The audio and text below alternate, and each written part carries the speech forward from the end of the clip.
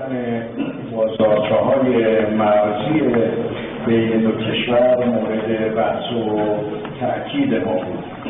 We also discussed and emphasized security in the borders between the two countries and the activation of border markets in the two countries. طبیعی است که ایران و پاکستان دو کشور همسایه و دوست و دارای روابط عمیق استراتژیک هستند و ما همچنان تأکید حقیقی ما بر این بود که این روابط راهبردی رو باید ادامه بدیم. And it is very normal that Iran and Pakistan are friendly and neighborly countries which are enjoying deep strategic relations. And in our meeting today, we emphasize on the continuation of such deep strategic relations. همچنین راجع به موضوع منطقه ما گفتگو کردیم. منطقه خاورمیانه و به ویژه منطقه خلیج فارس و دریای عمان منطقه بسیار حساسی برای جهان و برای منطقه ما هست و ما راجع به استقرار ثبات بیشتر و صلح در این منطقه با هم بحث و گفتگو کردیم. We also discussed and reviewed recent developments related to the Middle East region and particularly to the Persian Gulf and the Sea of Oman, as we believe that Persian Gulf and the Sea of Oman are very critical regions for the Gulf and the whole region, and we also emphasized on the strengthening of stability, more peace and data in the region. ما با آقای نخست وزیر نگرانی‌مون رو نسبت به حوادثی که نسبت به نفتکش‌ها رخ میده ویژه نسبت به نفتکش ایرانی در دریای سرخ در روز جمعه بیان کردیم. And also I conveyed our worries and concerns with regards to the development of the oil tankers and particularly the Iranian oil tanker which was attacked in the Red Sea on Friday. سرنخ‌هایی که در این زمینه در اختیار ما هست برای آقای نخست وزیر بیان کردیم و گفتیم که ما این تحقیقات رو تا رسیدن به نتیجه نهایی و روشن شدن عامل حمله موشکی به کشتیمون ادامه خواهیم داد.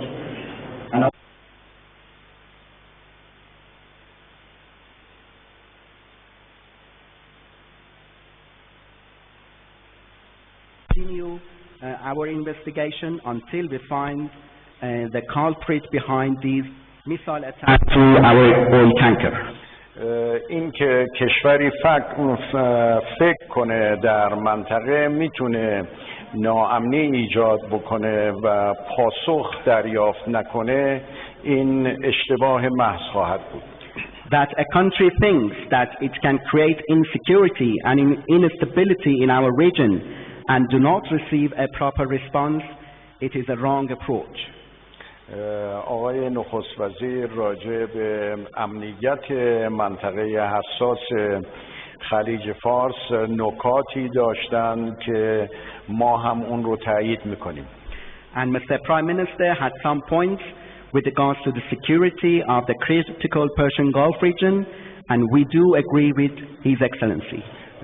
آقای نخست وزیر بر این نکته تأکید داشتند که کلید حل و فصل مسئله پایان یافتن جنگ یمن، آتش بس فوری و کمک به مردم یمن هست که این میتونه آغاز بسیار خوبی باشه.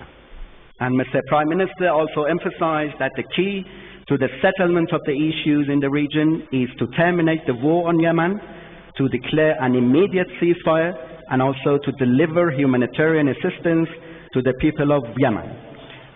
دو کشور بر این نکته تأکید داریم که مسائل منطقه راه حل سیاسی داره و باید از طریق گفتگو بین کشورها مسائلی که وجود داره به حل و فصل نهایی برسه. And this could be the beginning of more developments in the region, and our two countries emphasized that the regional issues could be only resolved through political means and through dialogue.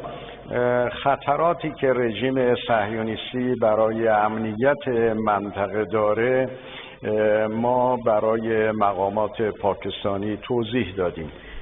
And we also explained the dangers imposed by the Zionist regime on the security of the region to Pakistani officials. همچنین به آقای نخست وزیر ما تاکید کردیم که هر گونه حسن نیت و کلام طیب پاسخش هم پاسخ طیب و شایسته خواهد بود.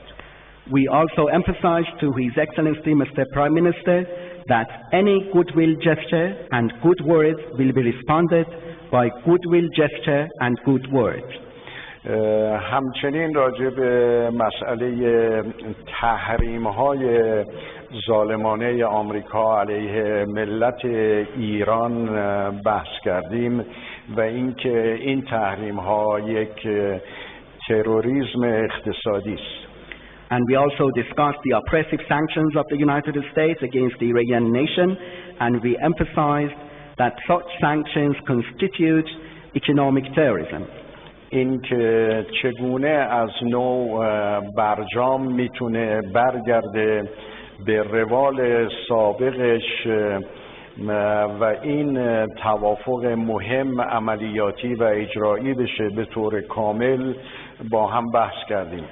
We also discussed how the JCPOA or the nuclear deal could be returned to its previous path and how it could be fully implemented. همچنین در این زمینه اینکه آمریکا برای حل مسئله باید برگرده به برجام و تحریم ها رو کنار بگذاره به عنوان یک نکته اساسی و کلیدی مورد تاکید ما بود. And also we emphasized as a key point that the United States should return to the JCPOA and lift the sanctions. من از آقای نخست وزیر به خاطر سفرشون به ایران تشکر میکنم و مباحثی که امروز ما با هم گفتگو کردیم مباحث بسیار مهمی رو برای منطقه و روابط جهانی میدونم. And also once again I would like to appreciate Mr. Prime Minister for visiting my country, and in our meeting we discussed a variety of issues which we consider as very significant for our region and the whole globe. ما با آقای نخست وزیر گفتیم که حسن نیتی که ایشون برای مسائل منطقه دارند ما با چهره گشاده با این تلاش ایشون همیشه مواجه خواهیم بود و ایشون رو یاری میکنیم برای اینکه صلح و ثبات کامل به منطقه حساس ما برگرده. And I told Mr. Prime Minister that we openly welcome any goodwill gesture by Pakistan for providing more peace and stability for the whole region, and we are ready to assist Pakistan for providing full peace and stability for the whole region. یک بار دیگر به آقای نخست وزیر و هیئت همراهشون برای دیدار از تهران تشکر و سپاسگزاری میکنم و امیدوارم این سفر به خیر و منفعت دو کشور و منطقه باشه.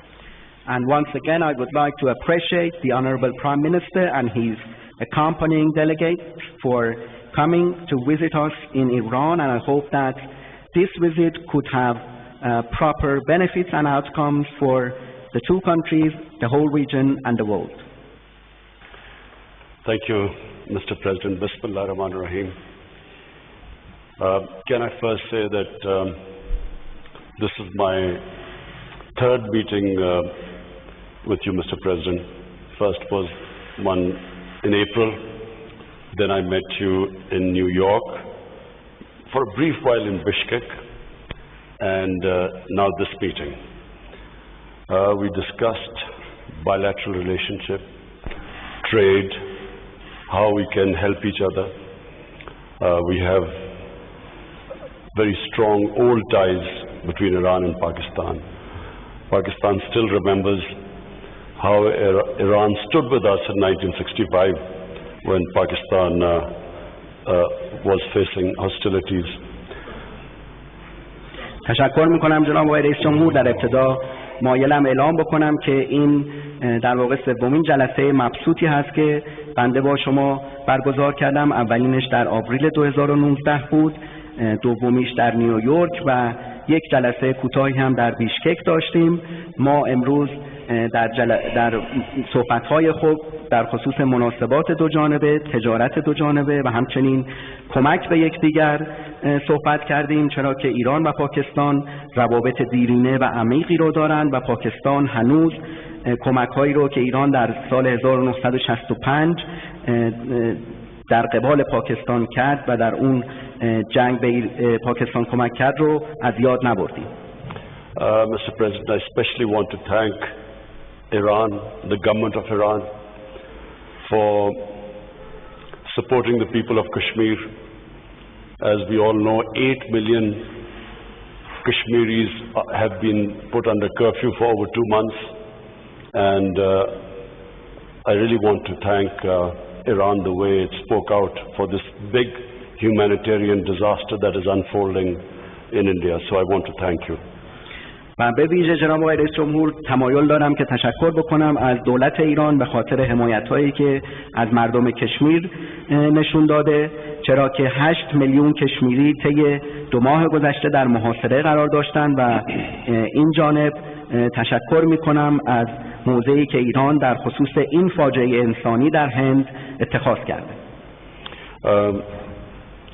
Mr. President, the main reason I came over with my delegation was that we do not want a conflict in this region. Pakistan suffered 70,000 casualties in the last 15 years in the war on terror. Afghanistan is still suffering, people of Afghanistan, Syria, terrible devastation taking place there. So we do not want another conflict in this part of the world. جناب آقای رئیس، دلیل اصلی سفر من و هیئت همراه به کشور شما این بود که ما نمیخواهیم که درگیری جدیدی در این منطقه بروز پیدا بکنه، چرا که پاکستان طی 15 سال گذشته از این درگیری رنج برده و 70,000 تلفات رو ما در جنگ علیه تروریسم دادیم و همچنین مردم افغانستان و مردم سوریه هنوز از تبعات تروریسم رنج میبرند. بنابراین ما نمیخواهیم که شاهد یک درگیری دیگری در منطقه باشیم. Mr. President, we have Iran as our neighbor. Ties with Iran go a long way back. Saudi Arabia has been one of our closest friends. Saudi Arabia has helped us when we have needed, when we have been in need. And so, the reason for this trip, that we do not want a conflict between Saudi Arabia and Iran. We recognize that it's a complex issue. We recognize that. But we feel that this can be resolved through dialogue. But what should never happen is a war between Saudi Arabia and Iran, because this will not just affect this whole region. Our 2 brotherly countries will be affected, but this will cause poverty in the world. Oil prices will go up. Countries which should be spending money on their human beings will end up spending money on buying expensive oil. So it will create poverty. So not just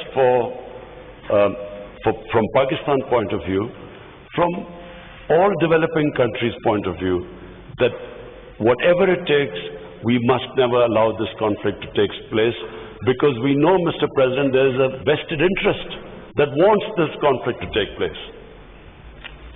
جناب آقای رئیس جمهور، ایران همسایه ما بوده و در مواقع سخت از ما حمایت کرده. عربستان هم یکی از دوستان نزدیک ماست که در زمان نیاز ما به ما کمک کرد. بنابراین دلیل این سفر ما این هست که ما نمیخوایم هیچ گونه درگیری بین ایران و عربستان اتفاق بیفته. این یک موضوع پیچیده هست، اما احساس میکنیم که این موضوع پیچیده رو میتوان از طریق دیالوگ و مذاکره حل کرد. ما معتقد هستیم که هیچ جنگی نباید اتفاق بیفته بین این دو کشور، چرا که نه تنها بر بین این دو کشور برادر اختلاف به وجود میاد، بلکه تأثیر میگذاره بر کل منطقه و باعث گسترش فقر میشه، چرا که قیمت نفت بسیار افزایش پیدا میکنه و کشورهایی که میبایست پولهای خود رو در خصوص توسعه انسانی هزینه بکنند برای خرید نفت گران هزینه خواهند کرد و بنابراین از نقطه نظر پاکستان و همه کشورهای در حال توسعه هیچ گونه جنگی بین ایران و عربستان نباید اتفاق بیفته، چرا که معتقدیم این به نفع کشورهای ثالث خواهد بود.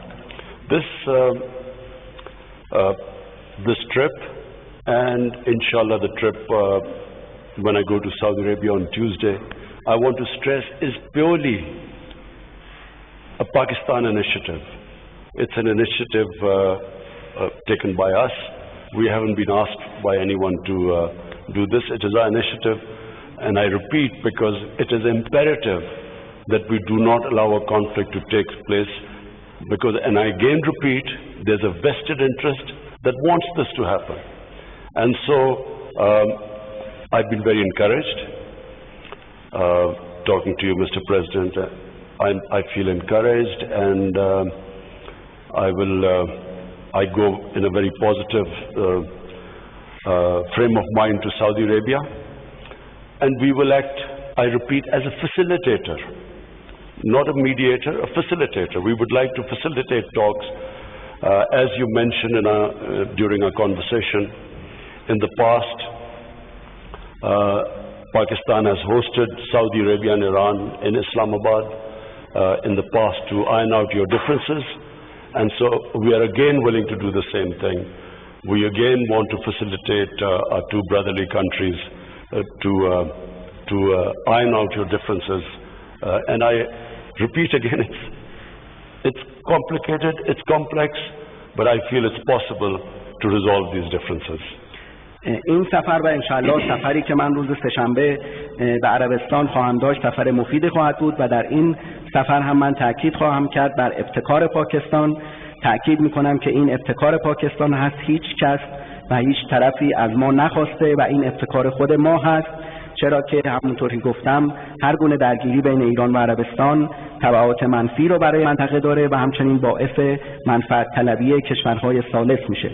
من امروز آقای رئیس جمهور مذاکرات خیلی خوبی رو با جناب عالی داشتم و با ذهنیت مثبتی روز سه‌شنبه به عربستان سفر خواهم کرد و بار دیگه تاکید میکنم که من به عنوان یک تسهیل کننده و نه یک میانجی بین ایران و عربستان عمل خواهم کرد.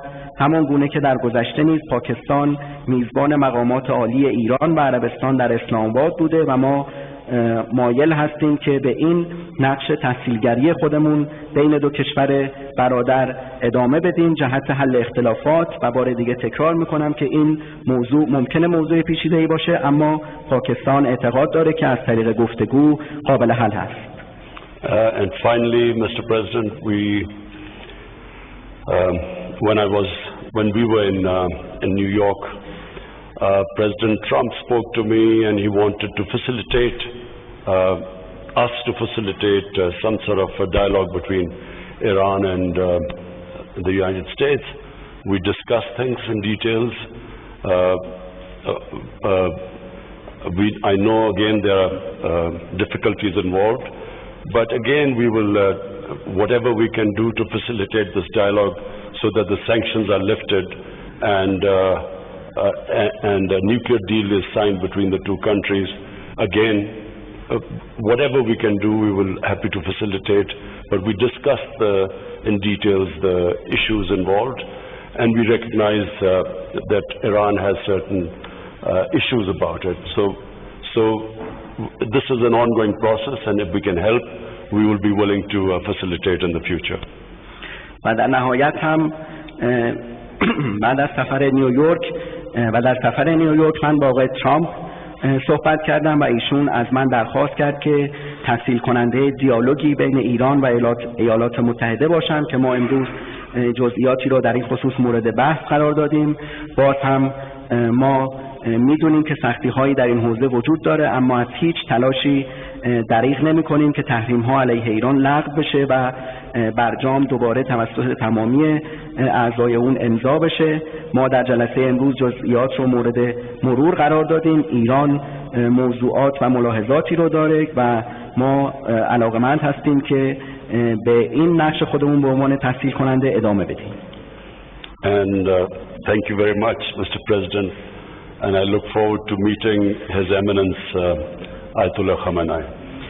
تشکر میکنم جناب آقای رئیس جمهور و ما منتظر دیدار حضرت آقای آیت الله خامنه ای هستیم.